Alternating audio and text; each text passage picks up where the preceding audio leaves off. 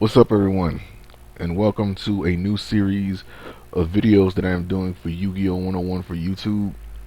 It is called Retro Modernization, and this video is going to be the introduction and disclaimer for this playlist of videos that I will be uploading. I would say about like once a week, or just until this series runs its course, because I don't know how long this series of videos is going to last. So, with that being said, what is retro modernization and what can I expect from it?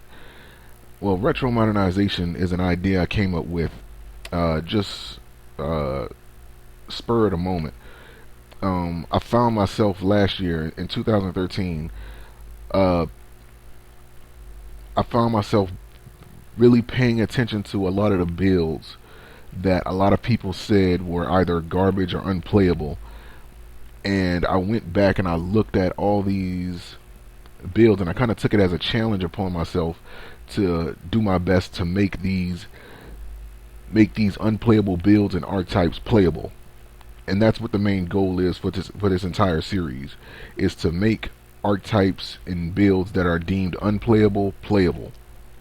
You know, I understand that with the passage of time, certain things get left behind. As new things come up, old things get left behind, and certain things just get forgotten about. And I just took it upon myself to try to make these unplayable builds playable, and I have successfully done that with 2 unplayable archetypes, and I'm working on a 3rd. And basically it's just modernizing, or at least modernizing to the best of my abilities, and making playable these archetypes in builds that were deemed unplayable. And it's a fun little hobby for me that I find myself doing all the time, and I just want to share those experiences with you guys in video, so that you guys can see it's not always what you play, it's how you play it.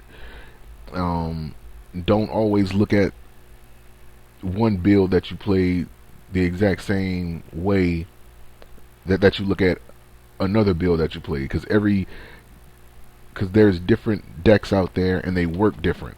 So don't expect this deck to have everything that this last deck has. And the more difficult, or at least like my philosophy is in Yu-Gi-Oh, and this is the way it's always been for me since 2002, when the game first came to the United States. When you see a archetype or a build that is difficult to play, the more difficult it is to use that build, then the greater the reward is at the end of that.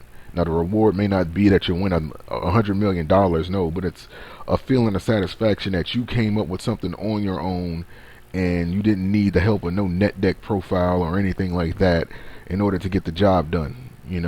And it's really just a hobby for me to make these builds. And yeah, I know I said a couple years ago, and I know a lot of you recall, because I mentioned it countless times, that I would not share any online deck profiles because I didn't want people running around with the exact same thing, because it lessens the excitement to see that build when you have tons and tons of people running around playing the exact same thing.